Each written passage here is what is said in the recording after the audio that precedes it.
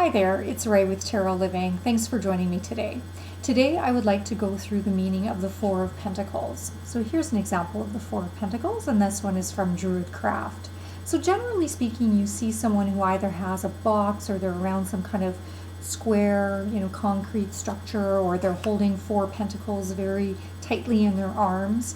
And so the reason for that, I'm just going to give you a little bit of background, is the astrological attribute of that particular card is Sun in Capricorn.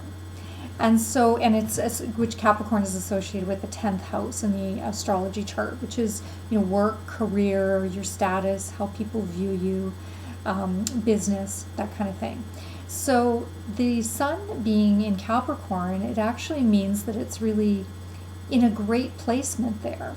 And unfortunately, there's a lot of negative depictions, I think, or negative feelings that we have about the card when it comes up. And I'll kind of tell you the reason why. So there's two sides of it. I mean, the first side is that Sun in Capricorn really means that it is living out its Capricorn energy in a really positive way, and exactly as it should. And Capricorn energy is all about work and manifesting in the physical realm, and having great business sense, and really working hard for your resources, and having attained a certain level of status and money and potentially control. You have to think of a 4 as being associated with the Emperor as well. However, if we take anything too far, and then it shows its shadow sides. And so a lot of times the card, really is depicted as having some of those shadow sides come to the forefront if it comes in reading.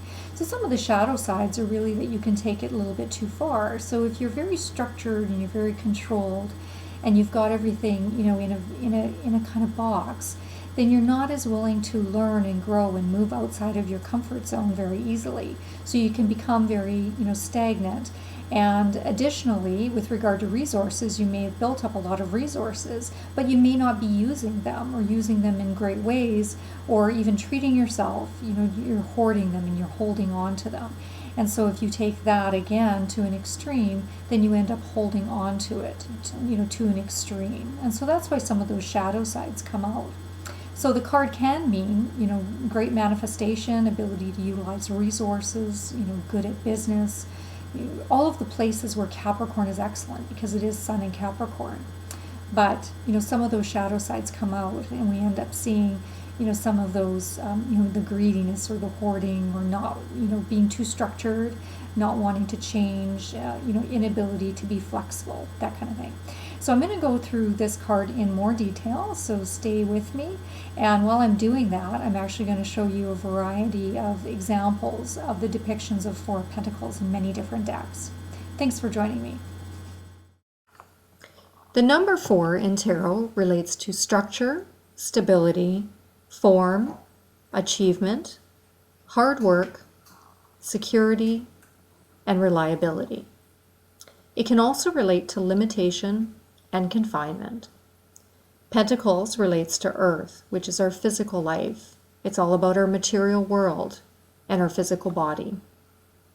If you've pulled the 4 of Pentacles, the energy surrounding you may relate to stability, safeguarding of something, control, structure, and it can relate to successful manifestation of power, resources, and money based on previous work that has been done or this individual has done. It can relate to property, ownership, or possessions. The other aspect of this card, however, may relate to someone who is very frugal with their money, conservative, and plans with regard to finances and their expenses very carefully. If you pull this card, it may relate to someone who has moved into a place of being very possessive about their money or material items, or greedy. They may tend towards selfishness, being miserly, or hoarding things. This is because they have identified perhaps too strongly or defined themselves too closely with the material world and their possessions that they've created around them.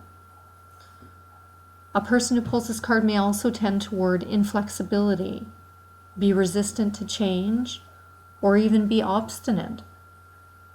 Their sense of security, both financial and emotional, can relate to those structure and boundaries that they've created around themselves.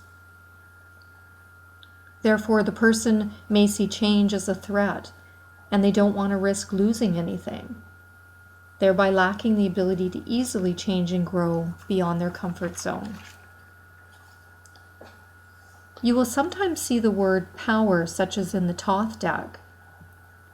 And when you see the word power, it's interesting because you can look back at some of the aspects of Capricorn that we were discussing at the beginning. Some of those positive aspects about being interested in work, masters of the physical realm, and the material world. However, other decks, such as the Barbara Walker, you may see the word avarice, which relates to extreme greediness for wealth and material gain. So you can see there are really two aspects, the positive part of Capricorn, and then when it's taken too far, the difficult aspects of this card. So I hope you found that helpful in terms of going through some of the meanings of this card and understanding some of the astrological attributes, which gives us, I think, a fuller understanding and a deeper understanding of the meaning of the card. So thanks for watching Tarot Living. Have a great day.